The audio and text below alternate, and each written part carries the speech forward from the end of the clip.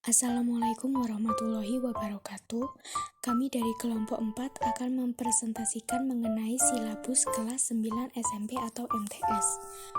Sebelum kami melakukan presentasi, saya akan memperkenalkan anggota kelompok 4. Yang pertama, Firly Wika Pratiwi. Yang kedua, Nafisa Lutfi Zahro. Yang ketiga, Ayu Rahma Cahyani. Dan yang keempat, Haida Nuril Fahmi. Untuk mempersingkat waktu, saya akan memulai presentasi.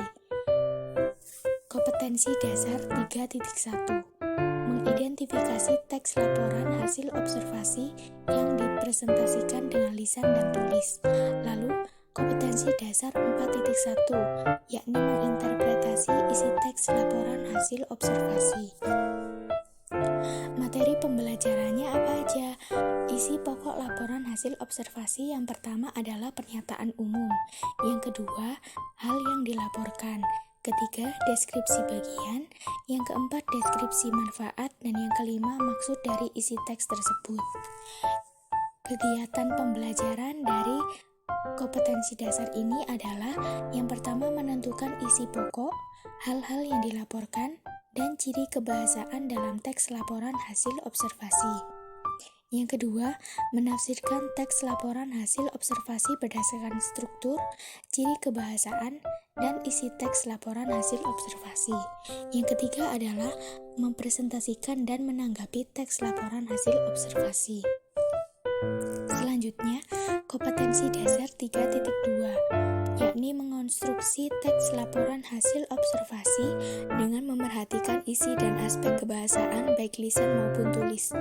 Lalu, kompetensi dasar 4.2, mengidentifikasi atau permasalahan, argumentasi, pengetahuan, dan rekomendasi teks eksposisi yang didengar atau dibaca. Materi pembelajarannya apa? Isi pokok teks laporan hasil observasi yang pertama adalah pernyataan umum, yang kedua deskripsi bagian, yang ketiga deskripsi manfaat, dan yang keempat adalah kebahasaan atau kalimat definisi dan kata sifat. Kegiatan pembelajaran dalam kompetensi dasar ini yang pertama adalah mengidentifikasi isi, struktur, dan ciri kebahasaan dalam teks laporan hasil observasi. Yang kedua, menyusun kembali teks laporan hasil observasi yang dibaca dengan memperhatikan isi, struktur, dan ciri kebahasaan. Yang ketiga, mempresentasikan, menanggapi, dan merevisi teks laporan hasil observasi yang telah disusun. Selanjutnya, kompetensi dasar 3.3, yakni menganalisis struktur, isi, dari permasalahan, argumentasi, pengetahuan, dan rekomendasi kebahasaan teks eksposisi yang didengar atau dibaca. Lalu, kompetensi dasar 4.3, mengembangkan isi, permasalahan, argumen, pengetahuan, dan rekomendasi teks eksposisi secara lisan atau tertulis. Materi pembelajarannya, isi teks eksposisi yang pertama adalah pernyataan tesis, yang kedua argumen, yang tiga pernyataan ulang, dan yang keempat kebahasaan. Komentar terhadap kekurangan dan kelebihan dilihat dari isi suatu kejelasan tesis dan kekuatan argumen untuk mendukung tesis. Kegiatan pembelajaran dalam kompetensi dasar ini adalah yang pertama, menggali struktur isi dari permasalahan, argumentasi, pengetahuan, dan rekomendasi, serta kebahasaan dalam teks eksposisi yang didengar atau dibaca. Yang kedua, menyusun teks eksposisi dengan memperhatikan struktur, isi, permasalahan, argumentasi, pengetahuan, rekomendasi, serta kebahasaannya. Yang ketiga, mempresentasikan, mengomentari, dan merevisi teks eksposisi yang telah disusun. Selanjutnya, kompetensi dasar 3.4, yakni menganalisis struktur dan kebahasaan teks eksposisi, dan yang kompetensi dasar 4.4, mengonstruksikan teks eksposisi dengan memperhatikan isi dari permasalahan, argumen, pengetahuan, dan rekomendasi struktur dan kebahasaan. Materi pembelajarannya, Dari struktur teks eksposisi, yang pertama adalah pernyataan tesis atau pendapat tentang suatu permasalahan. Yang kedua, argumen atau data, fakta, dan pendapat untuk menguatkan tesis. Dan yang terakhir, pernyataan ulang. Kebahasaan yang digunakan adalah kalimat nominal, yang kedua kalimat verbal atau aktif transitif dan aktif intransitif. Apa saja kegiatan pembelajaran dalam kompetensi dasar ini?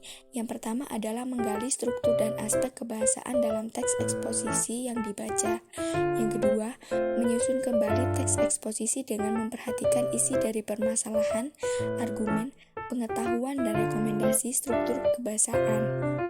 Yang ketiga adalah mempresentasikan, menanggapi, dan merevisi teks eksposisi yang telah disusun. Itu dari saya, akan dijelaskan selanjutnya oleh teman saya. Terima kasih. Baik, di sini untuk silabus kelas 10. Selanjutnya untuk kompetensi dasar 3.5 mengevaluasi teks anekdot dari aspek makna tersirat, dan kompetensi dasar 4.5 mengkonstruksi makna tersirat dalam sebuah teks anekdot baik lisan maupun tulis. Untuk materi pembelajarannya yaitu isi teks anekdot berupa peristiwa atau sosok yang berkaitan dengan kepentingan publik. Untuk unsur anekdot, peristiwa atau tokoh yang perlu dikritisi, sindiran, humor, dan penyebab kelucuan. Untuk pembelajarannya, menilai isi dan aspek makna tersirat dalam teks anekdot, menyusun kembali teks anekdot dengan memperhatikan makna tersirat dalam teks anekdot yang dibaca. Ketiga, mempresentasikan, mengomentari, dan merevisi teks anekdot yang telah disusun. Selanjutnya, kompetensi dasar 3.6 menganalisis struktur dan kebahasan teks anekdot. Dan kompetensi dasar 3.6 menciptakan kembali teks anekdot dengan memperhatikan struktur dan kebahasan baik lisan maupun tulis. Untuk materi pelajarannya yaitu isi anekdot, peristiwa atau sosok yang berkaitan dengan kepentingan publik, sindiran, unsur humor, dan kata dan frasa idiomatis. Untuk kegiatan pembelajarannya, 1. Mengidentifikasi struktur anekdot dan kebahasaan. Kedua, menyusun kembali teks anekdot dengan memperhatikan struktur dan kebahasaan. Ketiga, mempresentasikan, menanggapi, dan merevisi teks anekdot yang telah disusun.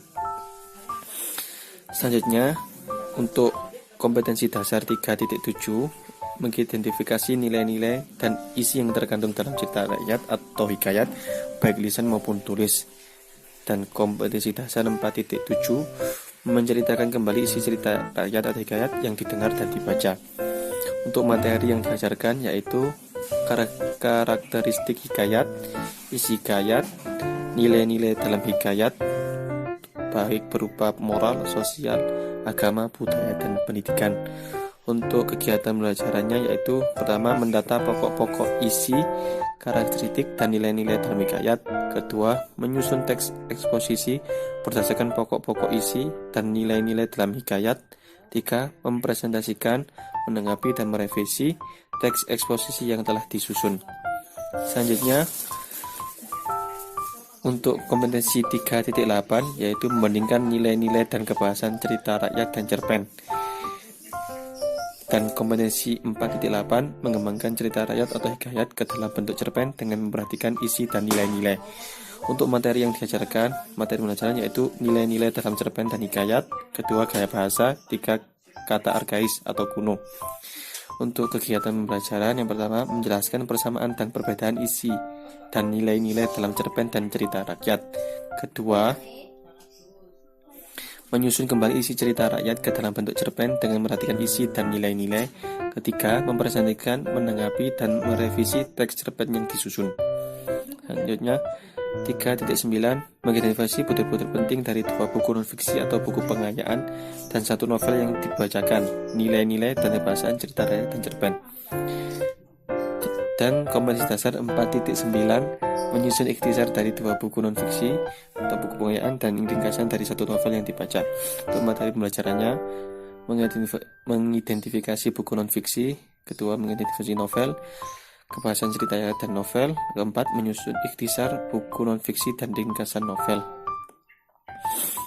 Untuk kegiatan pembelajaran, laporan hasil membaca buku, baik berupa melaporkan isi buku yang dibaca dalam bentuk ikhtisar. Kedua, mempresentasikan, mengomentari, dan merevisi ikhtisar yang dilaporkan.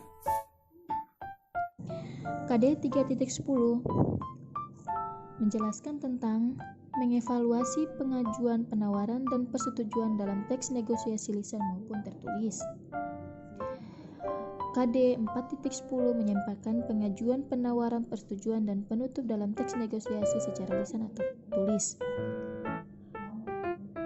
Selanjutnya, materi pembelajaran yang terdapat isi teks negosiasi. Yang pertama, permasalahan. Yang kedua, pengajuan. Yang ketiga, penawaran. Yang keempat, kesepakatan yang tercapai.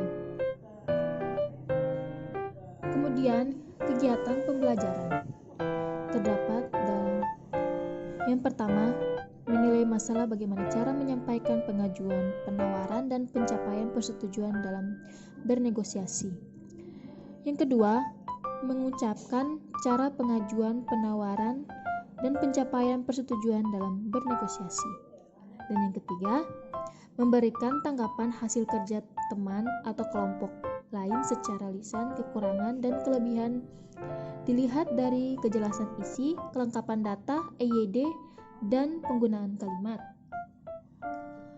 Oke, selanjutnya KD 3.11 yang menjelaskan tentang menganalisis isi, struktur, orientasi, pengajuan, penawaran, persetujuan, penutup, dan kebahasaan teks negosiasi. Selanjutnya, 4.11 yang menjelaskan tentang mengonstruksikan teks negosiasi dengan memperhatikan isi, struktur, orientasi, pengajuan, penawaran, persetujuan, penutup, dan kebahasaan. Selanjutnya, materi pembelajaran. Struktur teks negosiasi. Yang pertama, orientasi. Yang kedua, permasalahan, pengajuan, penawaran, dan persetujuan. Kebahasannya, yang pertama, pasangan, tuturan dalam teks negosiasi, dan bahasa yang santun. Selanjutnya, kegiatan pembelajaran. Yang pertama, menentukan struktur, orientasi, dan permasalahan, pengajuan, penawaran, dan persetujuan.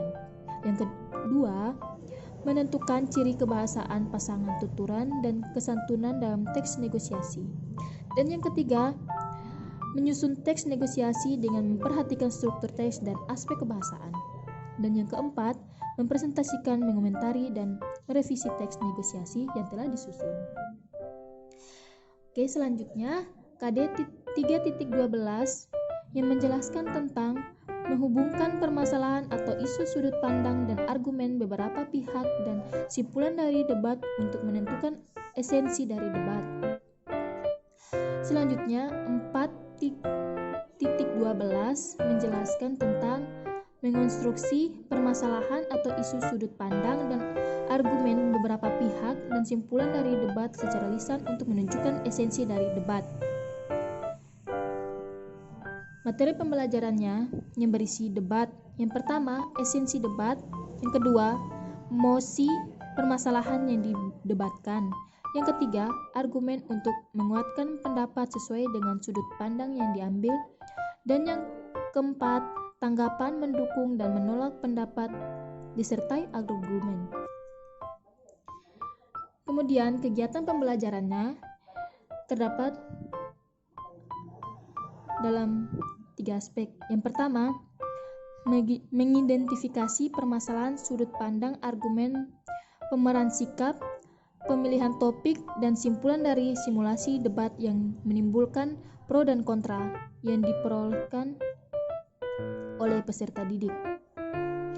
Dan yang kedua, melaksanakan debat. Yang ketiga, mengevaluasi pelaksanaan debat.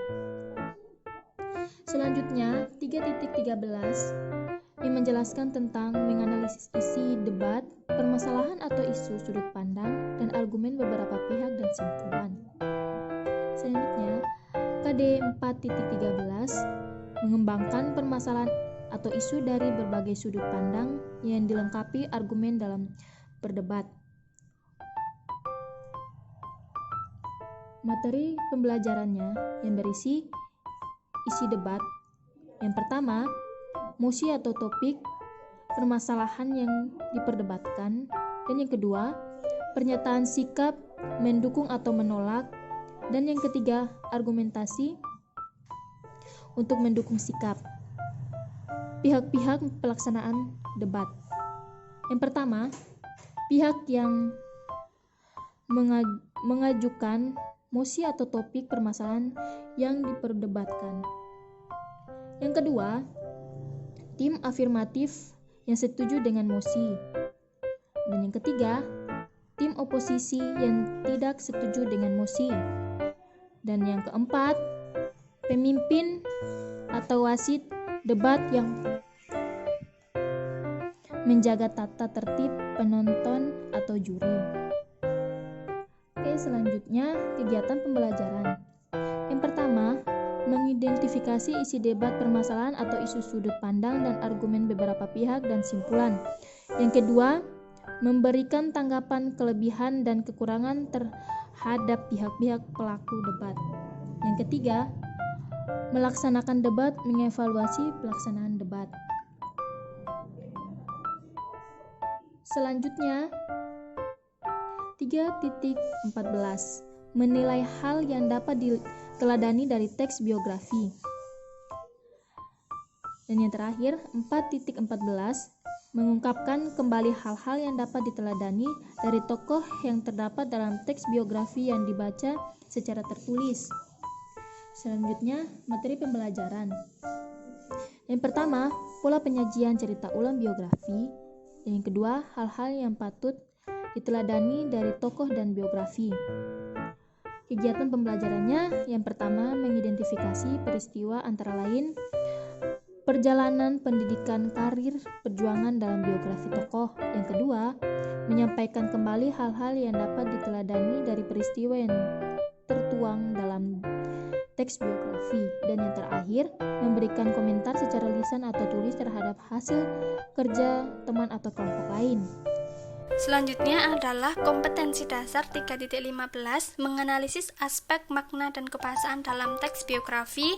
Juga kompetensi dasar 4.15 menceritakan kembali isi teks biografi baik lisan maupun tulisan. Materi yang diberikan mencakup unsur-unsur biografi juga kebahasaan biografi. Kegiatan yang dapat diterapkan kepada peserta didik yang pertama adalah mendata pokok-pokok isi biografi dan ciri kebahasaan dalam teks biografi. Yang kedua adalah menulis teks biografi tokoh dengan memperhatikan isi antara lain perjalanan pendidikan, karir, dan juga perjuangan. Yang terakhir adalah memberikan tanggapan secara lisan terhadap isi teks biografi yang telah ditulis oleh rekan peserta didik. Kompetensi dasar yang selanjutnya adalah 3.16 mengidentifikasi suasana, tema, dan makna beberapa puisi yang terkandung dalam antologi puisi yang diperdengarkan atau dibaca.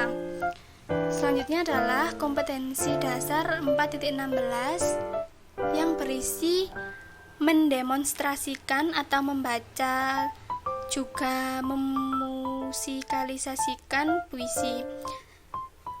Satu puisi dari antologi puisi atau kumpulan puisi dengan memperhatikan vokal, ekspresi, dan intonasi. Materi yang dapat diberikan kepada siswa adalah semua jenis puisi termasuk isi, tema, makna, amanat, dan juga suasana yang terkandung dalam puisi tersebut. Kegiatan yang dapat diberikan kepada siswa ada dua hal dalam silabus ini. Yang pertama adalah mendata suasana, tema, dan makna dalam puisi yang terdengar atau yang dibaca.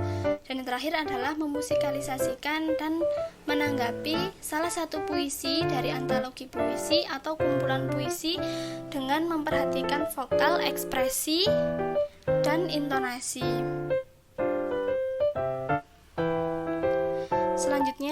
adalah kompetensi dasar 3.17, di mana menganalisis unsur pembangun puisi, juga kompetensi dasar 4.17 yang meliputi menulis puisi dengan memperhatikan unsur pembangunnya seperti tema, diksi, gaya bahasa, imaji, struktur, dan perwajahan.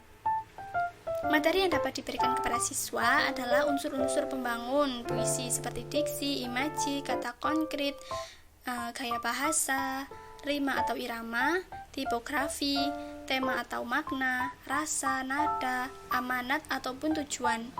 Serta kegiatan yang diberikan kepada siswa mencakup 3 poin. Yang pertama adalah mendata kata-kata yang menunjukkan diksi, imaji, kata konkret, gaya bahasa, rima atau irama, tipografi atau tema, serta makna, rasa, nada, dan amanat atau tujuan dalam puisi. Poin yang kedua adalah menulis puisi dengan memperhatikan diksi, imaji, diksi tadi sudah ya, kata konkret, gaya bahasa, rima atau irama, tipografi, tema atau makna, rasa, nada, dan amanat atau tujuan yang ada dalam puisi. Poin yang terakhir adalah mempresentasikan, menanggapi, dan merevisi puisi yang telah ditulis. Kompetensi dasar yang terakhir adalah 3.18, menganalisis isi dari minimal 1 buku fiksi dan 1 buku non-fiksi yang sudah dibaca. Materi dalam pembelajaran ini yang dapat diberikan adalah mencakup resensi buku. Yang selanjutnya adalah memberikan kegiatan kepada peserta didik, seperti membuat resensi buku yang dibaca.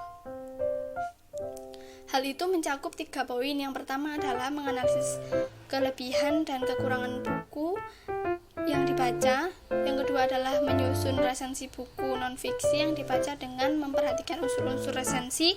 Dan yang terakhir adalah mempresentasikan dan menanggapi resensi yang telah ditulis. Sekian hasil diskusi dari kelompok kami terkait silabus SMA Bahasa Indonesia. Semoga dapat dipahami dan terima kasih.